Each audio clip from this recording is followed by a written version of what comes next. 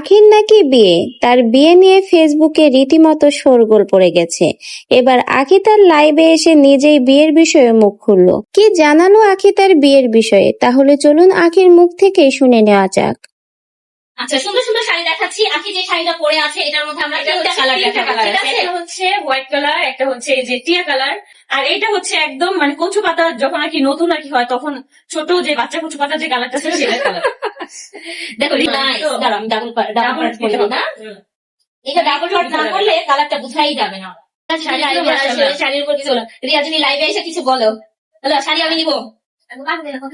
রিয়া শুধু পাশের থেকে টুকুর টুকুর করে কথা বলে, বুঝছো? টপ ফ্যান হতে পারলাম না কেন? এটা তো অনেক বড় দুঃখ। এটা আসলে একটা দুঃখের একটা ব্যাপার, মাঝে মাঝে আমরা মন থেকে যেটা চাই সেটা কখনোই পাই না, ঠিক আছে? এরকম অনেক হয়। আপুরা এটা কিন্তু আমি তো জানি যে তুমি আমার প্রতিটা ভিডিওতে কমেন্ট করো, প্রতিটা লাইভে কমেন্ট করো। এই সাদিয়া শিমু আপু হচ্ছে আমরা সবসময় কমেন্ট করি, কিন্তু উনি হচ্ছে টপ ফ্যানের কোনো এখনো পাই না। যারা ফটোশুট করতে পছন্দ করেন আপুরা, এগুলো কিন্তু খুব সুন্দর করে আপনারা এক একটা নিয়ে নিতে পারছেন। হিজাবি কুইন আজকে হাসলাম 80 টাকায় কিন্তু তোমরা পাচ্ছ। আজকে কেন হাসলাম আপুরা বুঝে গেছে। এই শাড়িটা অনেক সুন্দর, আপনি দেখেন। আচ্ছা, এটা অনেক সুন্দর একটা শাড়ি। আচ্ছা, হিজাবি কুইন আপু হাসতেছি, কিছু বলতেছি না রিপ্লাই, ঠিক আছে? আয়াস কুটু কেমন আছে আপু? এই তো আলহামদুলিল্লাহ, আয়াস কুটু অনেক ভালো আছে। আয়াস কুটুর জন্য দোয়া করো। এই শাড়িটা অনেক সুন্দর আপুরা, দেখেন খুব সুন্দর। ভাই সেদিন হইতেছে আমি লাইভে ছিলাম, অনেক রাত হয়ে গেছিল মেবি, বুঝছো? সেইখানে হইতেছে হঠাৎ করে হিমিয়া আপু আছে, ওর যেগুলো আমার এখানে হাসে, ও এসে বলতেছে কি আজকে তো আখির বিয়ে।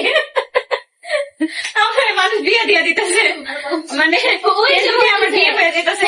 আপু একজন বলছে আজকে বিয়ে, ও চলে যাচ্ছে। আমি আল্লাহ তাই, আমার সাথে তো একটু আগে কথা হয়েছে, আমি দাওয়াত পাই নাই কেন? আমি দাওয়াত পাই নাই কেন? আপু আয়েশের জন্য গার্লফ্রেন্ড খুঁজো, ও গার্লফ্রেন্ড কে কাশ্মীর কালেকশন থেকে শাড়ি গিফট করবে। অবশ্যই আমার ছেলে বড় হলে ওর গার্লফ্রেন্ড কে যদি ও গিফট করতে চাই করবে, আমি সেই টাকা দিব যে তুই তো গার্লফ্রেন্ড কে গিফট কর, ঠিক আছে?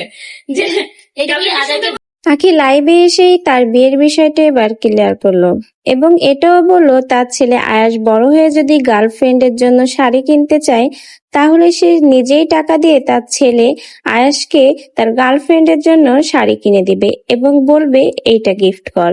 তো ভিউয়ার্স, আখির এই ভিডিওটা দেখে আপনাদের কি মন্তব্য আখিকে নিয়ে? আখি যে মজা করলো তার বিয়ের বিষয় নিয়ে, সেটা নিয়ে আপনার মতামত আমাদের কমেন্ট বক্সে জানাবেন।